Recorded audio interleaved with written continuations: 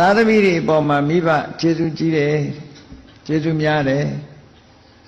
ဘာဖြစ်လို့ကျေးဇူးများတယ်လဲမိဘရဲ့ကျေးဇူးကိုပြောပြစမ်းပါလို့ဆိုတဲ့အခါမှာတကဘာလုံးမှာရှိတဲ့အခြေအနေတရားကိုခြုံငုံပြီးတော့ပြောမယ်ဆိုရင်မြတ်စွာဘုရားစကား၃လုံးနဲ့ပဲပြောခဲ့တယ်နော်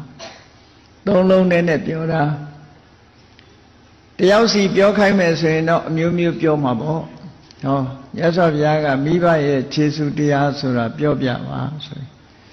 မိဘဟာသားသမီးတွေကိုအာပါဒက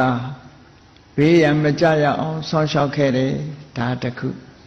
ပောတကကျွေးမွေးခဲ့တယ်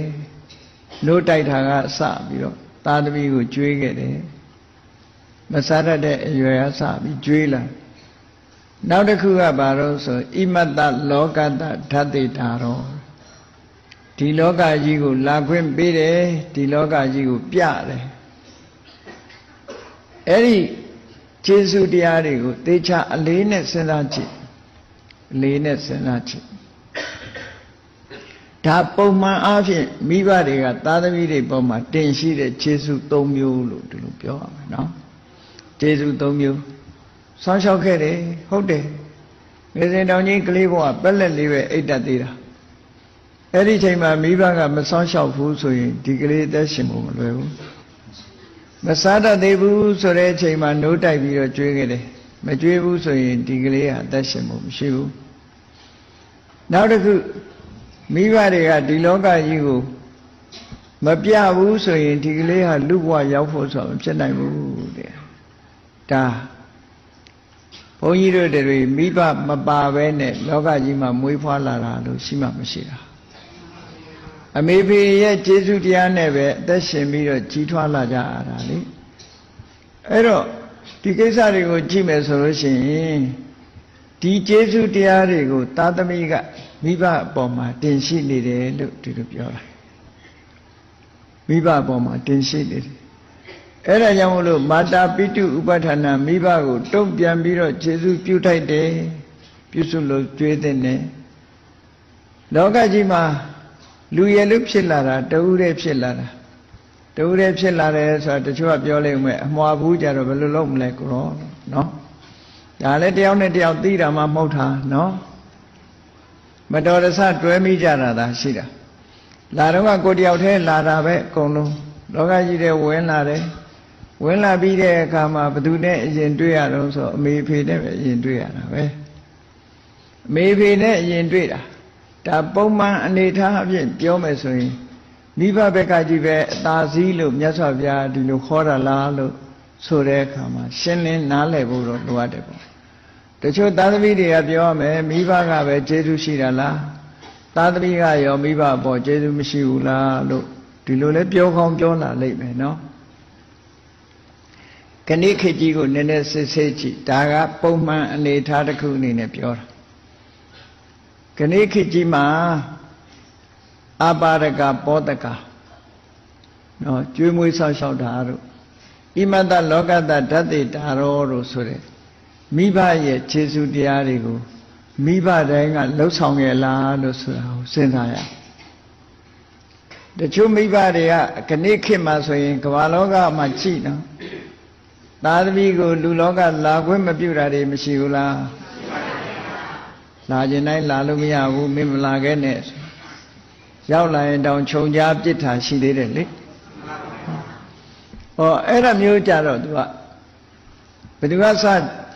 ကျေးဇူးဝတ္တရားပြက်ကွက်တယ်လဲဆိုရင်မိဘကစပြီးဝတ္တရားပြက်ကွက်တာလည်းရှိတယ်ပေါ့ဒီလိုရှိလာတယ်နော်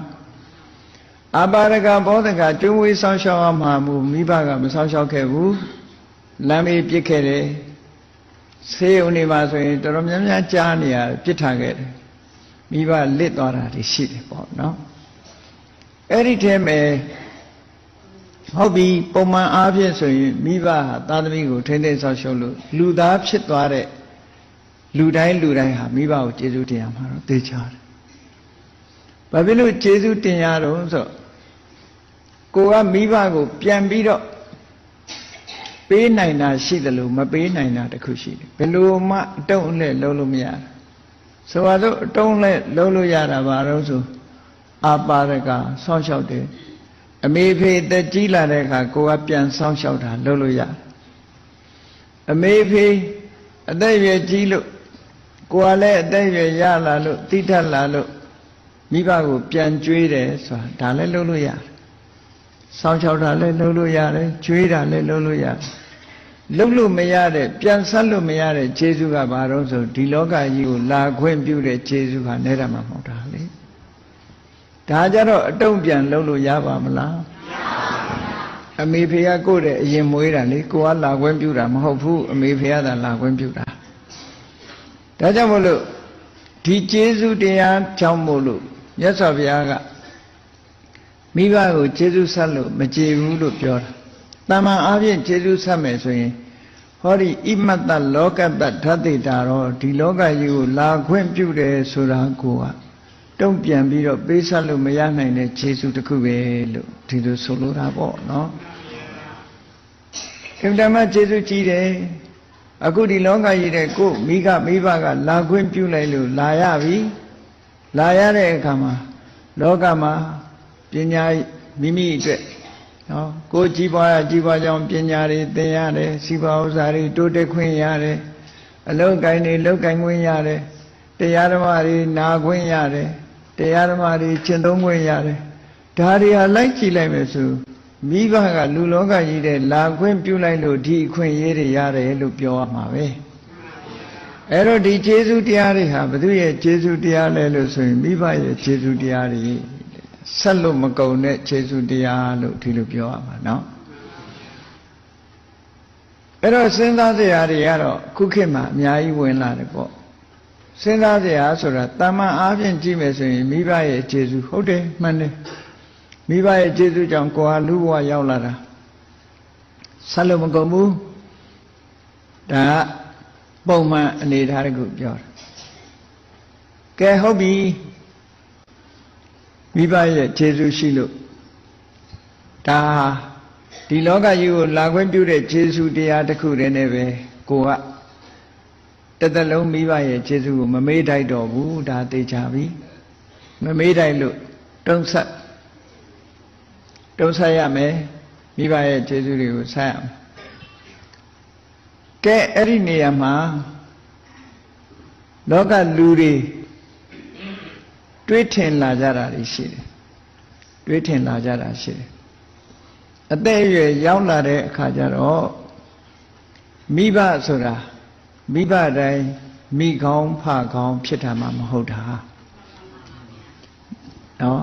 မိကောင်းဖကောင်းမဖြစ်ဘူးလေတချို့မိဘက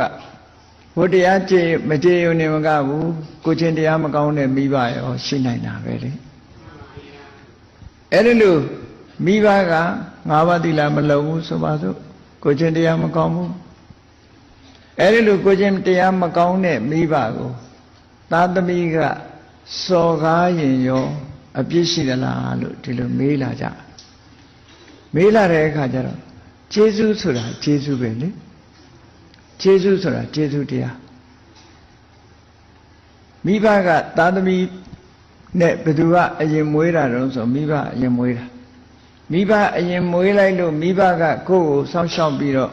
ဒီလောကကြီးတဲ့လက်ခံလိုက်လို့ကိုယ်ဒီလောကကြီးတဲ့ရောက်တာလို့ဆိုတော့မိဘရဲ့ကျေးဇူးဟာကိုယ့်ပေါ်မှာရှိနေတာဘယ်လိုနည်းနဲ့မှမိဘကိုစော်ကားလို့မရဘူးဒါမိဘကိုစေရနာစိုးနဲ့သေစီလိုတဲ့စိတ်နဲ့ဒေါသနဲ့မိဘကိုတတ်မယ်ဆိုရင်တော့မာတုကာရကပိတုကာရကကံထိုက်တာပဲဆိုးတဲ့မိဘဖြစ်ဖြစ်ကောင်းတဲ့မိဘဖြစ်ဖြစ်ဘယ်မိဘပဲတောက်ဘယ်မိဘပဲတတ်မိဘကအရက်တွေဘလို့တောက်နေအကျင့်စာရိတ္တဘလို့ဆိုးနေအကျင့်စာရိတ္တဆိုးတဲ့မိဘကိုသာသမီကနေပြီးတော့စော်ကားမယ်တပ်ဖြတ်မှုကျွလွန်မယ်ဆိုရင်တော့တပ်ဖြတ်မယ်ဆိုရင်တော့မာတုကာရကပိတုကာရကကံထိုက်တာပဲမထိုက်ဘူးလို့မရှိဘူးเนาะဘာလို့လဲဆိုတော့အဆင့်ကိုကမိဘအဆင့်ကိုကသာသမီအဆင့်ပဲဒီနှစ်ခုကပြောင်းလဲပြစ်လို့မရဘူးပြောင်းလဲပြစ်လို့မရဘူးကိုကမိဘနေရာမှာမဟုတ်ဘူးသာသမီနေရာမှာပဲရှိတယ်လောကကြီးလာခွင့်ပြုထားတဲ့ခြေဆုကကိုခြေဆု